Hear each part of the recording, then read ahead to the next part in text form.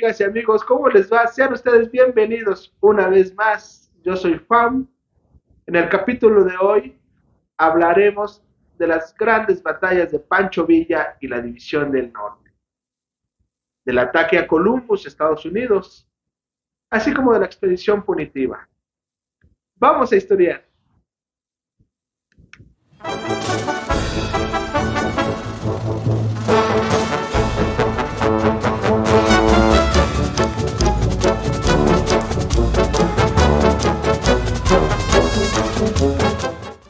Pancho Villa y la División del Norte tuvieron grandes e heroicas batallas. No siempre se ganó, pero la toma de Torreón, la batalla de Zacatecas, la batalla de Celaya, o quizá la batalla de Ciudad Juárez, son icónicas y básicas para acceder a la Revolución Mexicana. En el caso de la de Ciudad Juárez, con ella se determinó el fin de la dictadura de Porfirio Díaz.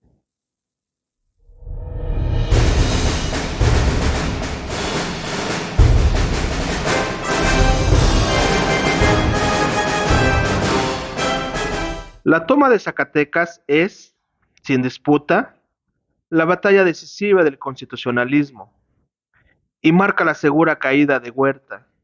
Nada superior hay en las acciones de guerra.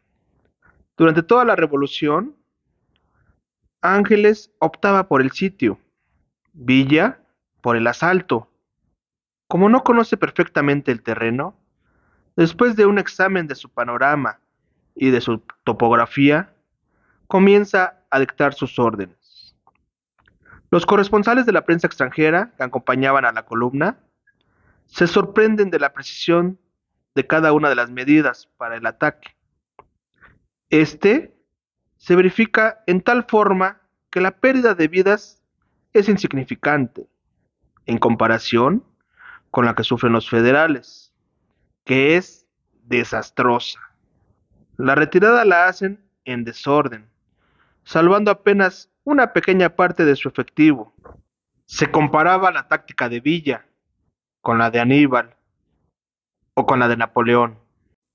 Es importante hablar ahora de la famosísima División del Norte, la cual llegó a tener miles y miles y miles de soldados, más de 20,000. Pero algo importante de esta división fueron sus brigadas. ¿Cómo estaban ordenadas estas brigadas? Estaba la Brigada Villa, de José Rodríguez, la Brigada Ortega, de Toribio Ortega, la Brigada Cuauhtémoc, de Trinidad Rodríguez, la Brigada Morelos, de Tomás Urbina, la Brigada Benito Juárez, a cargo de Maclovio Herrera, la Brigada Madero, de Juan Contreras, o la Brigada Zaragoza, a cargo de Eugenio Aguirre Benavides. También, dentro de la División del Norte se encontraba un grupo de élite, un grupo que incluso tenía la responsabilidad de cubrir la espalda, sobreguardar la vida del general Pancho Villa, los Dorados de Villa. Este grupo de élite estaba conformado por los 50 hombres más valientes, más adiestrados y sobre todo más leales al general Francisco Villa.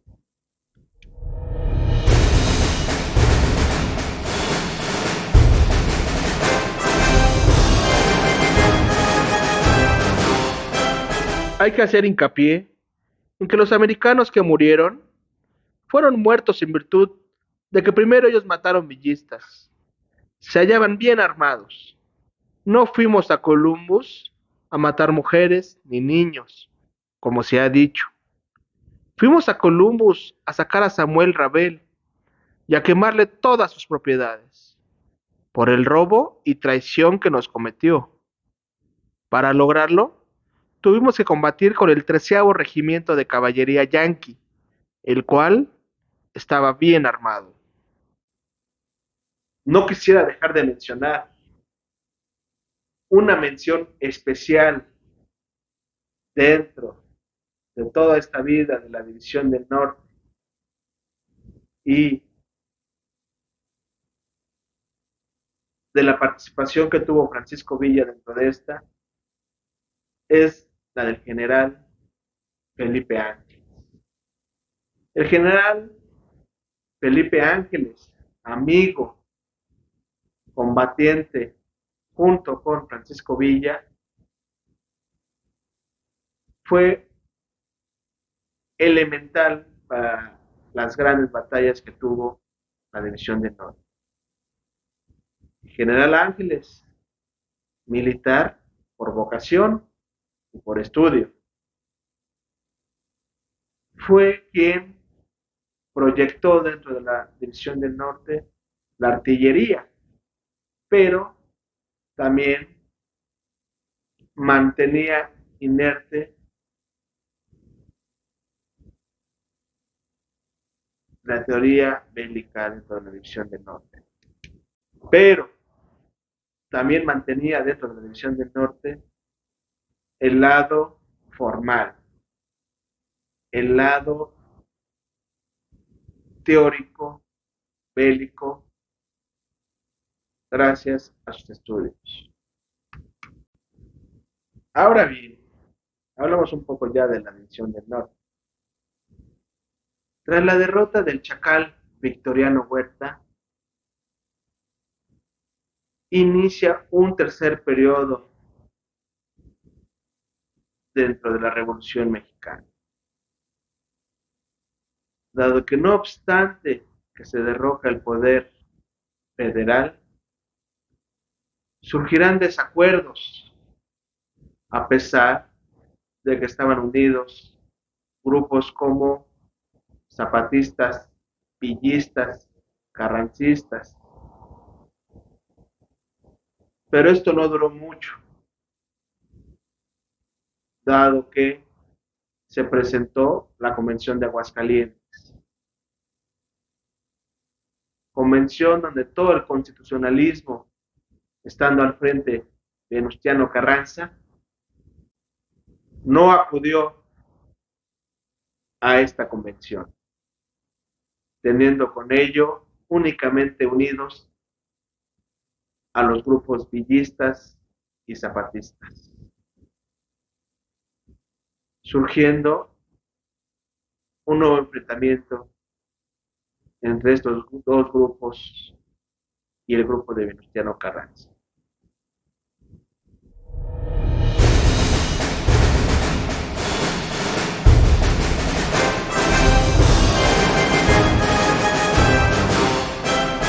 El general Ángeles opinaba que solo por ignorancia de las cosas militares podrían equipararse los ataques de Chihuahua y el de Zacatecas, pues Natera tenía todas las tropas de la División del Norte disponibles para cooperar con él. Y fue un reprensible error, a juicio del gran artillero, de quien no quiso utilizarlas. En Chihuahua no hubo fuerzas a quienes invitar para el ataque, y con las del general Villa había que proceder. Pero había más en Zacatecas. Tuvo Natera un sonado fracaso. Mientras que en Chihuahua, el general Villa inició una serie de maniobras estratégicas que constituyeron la parte más brillante de su campaña y que le trajeron la atención mundial y la grandeza militar que la revolución y la patria tienen que recordar agradecidos a aquel hombre, que con todos sus defectos fue un ejemplo de lealtad, hombría y honradez acrisolada. Un episodio muy importante de esta época es tras la ruptura del constitucionalismo, que el grupo villista y el grupo zapatista llegaron a la Ciudad de México. Tuvieron un encuentro en Xochimilco, pero el encuentro más importante, del cual deriva una foto icónica de la historia de México, es cuando ambos grupos entraron al Zócalo de la Ciudad de México, teniendo a Francisco Villa sentado en la silla presidencial. Lo anterior, tras una marcha épica de los ejércitos villistas y zapatistas por las calles de la Ciudad de México. Al respecto a este punto, hay una anécdota. Se dice que el general Francisco Villa, cuando acudió al Zócalo capitalino y tuvo la oportunidad de recorrer las calles del centro de la Ciudad de México, observó algo muy peculiar. Muchos menores en situación de calle. Y la anécdota indica que Pancho Villa mandó a juntarlos y señaló los llevaran a Chihuahua, lugar donde se les dio hogar, comida, escuela, y que incluso pasando los años, estos menores fueron muy agradecidos a Francisco Villa.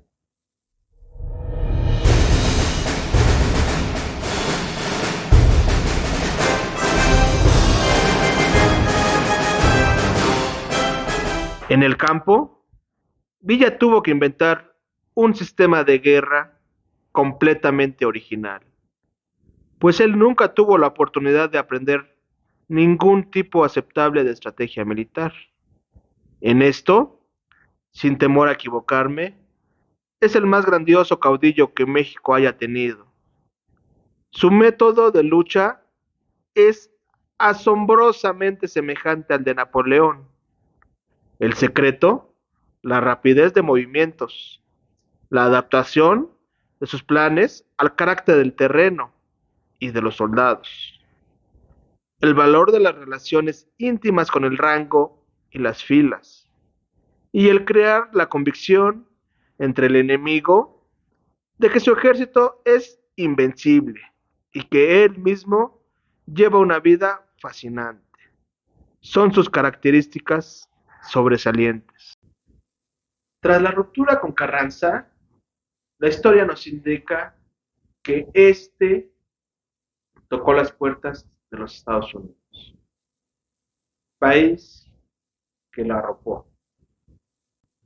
Como consecuencia de ello, Pancho Villa decide atacar Columbus, Estados Unidos. Pretexto o no, la historia nos indica que la División del Norte o una parte de la División del Norte acude a los Estados Unidos para hacer pagar la traición de un norteamericano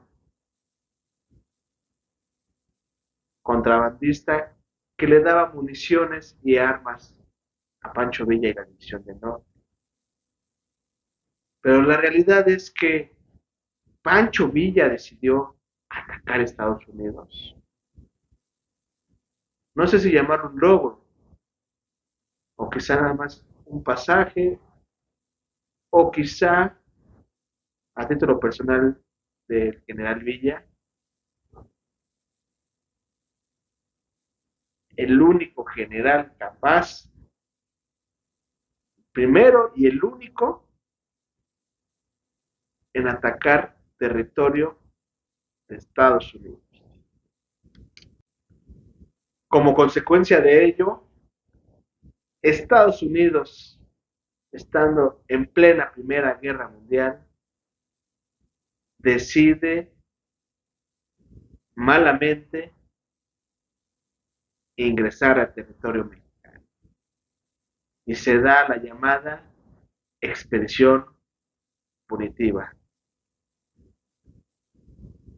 a cargo del general Pershing norteamericano, el cual, teniendo consigo el mayor y más avanzado armamento, llámese terrestre, aéreo y de tecnología, se dio a la tarea de buscar a Pancho Villa para hacerlo pagar por haber invadido los Estados Unidos.